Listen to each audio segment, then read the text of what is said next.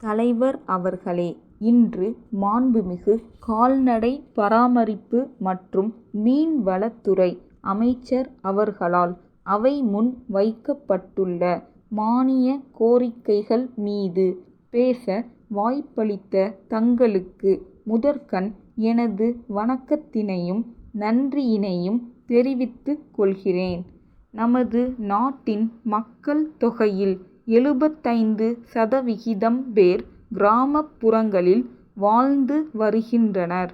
அந்த ஊரக மக்களின் பொருளாதார மேம்பாடு விவசாயத்தை அடிப்படையாக கொண்டது என்பதை நாம் அனைவரும் அறிவோம்.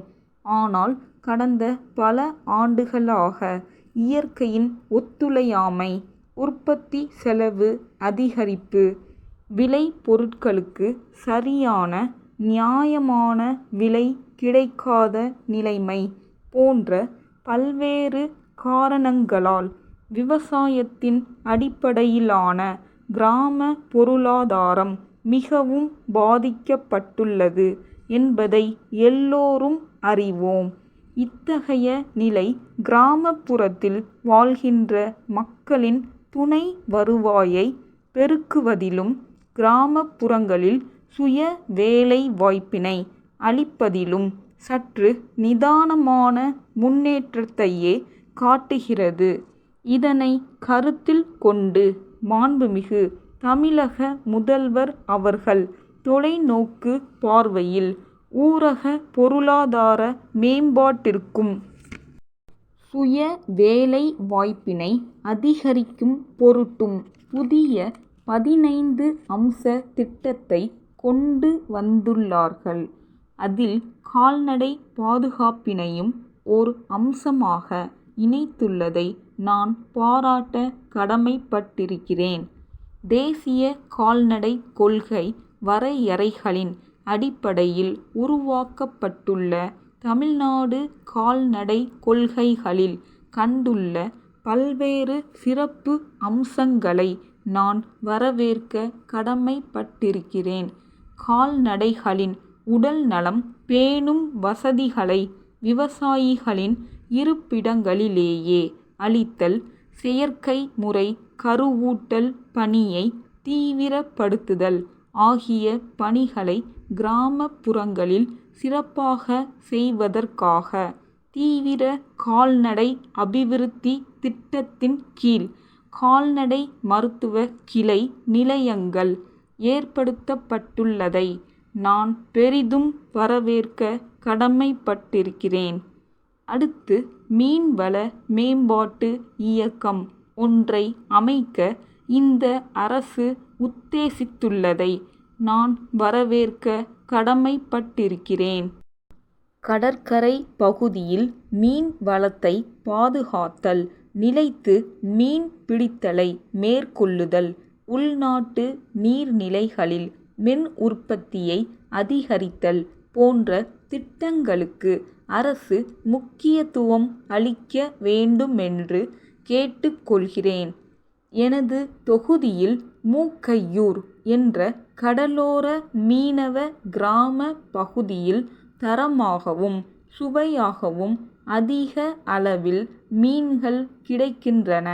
ஆனால் அந்த கடல் பகுதியில் வருடத்தில் ஏப்ரல் மாதம் தொடங்கி 6 மாத காலத்திற்கு தென் திசையிலிருந்து வீசும் காற்றினால் மீன்பிடி படகுகள் கவிழ்க்கப்படுவதால் அந்த பகுதி மீனவ மக்கள் 6 மாத காலத்திற்கு இடம்பெயர வேண்டிய நிலை உள்ளது.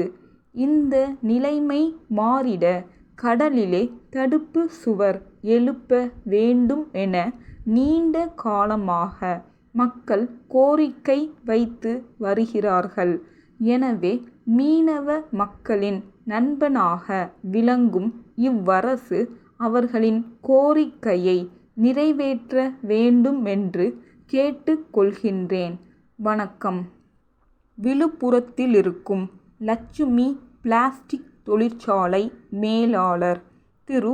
நாராயணன், திருவாரூர் கடை வீதியில் உள்ள சக்தி கூட்டமைப்பின் உரிமையாளருக்கு எழுதிய கடிதம்.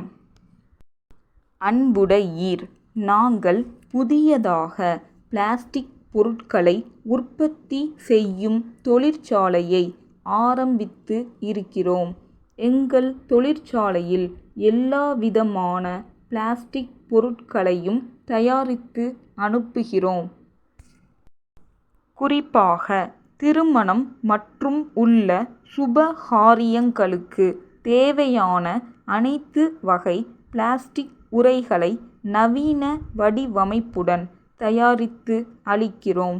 எங்கள் நிறுவனம் தயாரிக்கும் பொருட்களை திருவாரூர், நாகப்பட்டினம் ஆகிய மாவட்டங்களில் விற்பனை செய்ய மாவட்ட அளவிலான ஏஜென்ட்டுகள் தேவைப்படுகின்றனர்.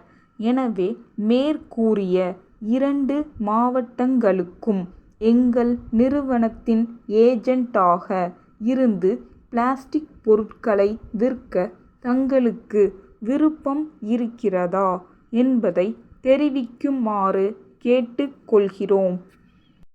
மேலும் நாங்கள் தயாரிக்கும் பொருட்களின் விலை பட்டியல் ஒன்றையும் தங்களுக்கு அளிக்கும் தள்ளுபடி சதவீதம் பற்றிய விவரத்தையும் இக்கடிதத்துடன் அனுப்பியுள்ளோம்.